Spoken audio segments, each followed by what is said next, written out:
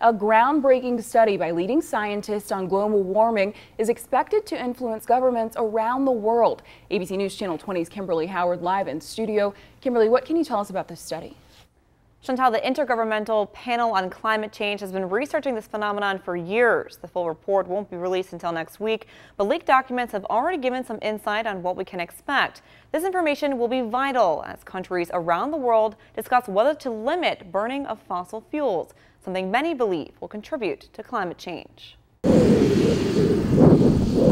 When it comes to global warming, there are no shortage of opinions. There's no question that it's happening. I honestly don't believe that there is such a thing as global warming. I'm not really sure about it. There's also no shortage of data. Researchers around the world have been studying the phenomenon for years, and a new study put together by the Intergovernmental Panel on Climate Change could surprise you. It says in the past 15 years, the rate of warming across the globe has decreased. But National Weather Service meteorologist Chris Miller says, be careful. That doesn't mean it's cooled. That's kind of like saying if you're driving down the road in a car and you're not accelerating as fast, that doesn't mean you're going backwards. Miller is hesitant to even use the term global warming. The term implies that the whole globe is warming, but the whole globe is not warming at the same rate. It's warming much faster in northern areas. And what scientists are trying to figure out is why. Is it a natural phenomenon or the product of burning excess fossil fuels? And some are saying it's going to be a huge influence, some are saying a little bit, some are saying no.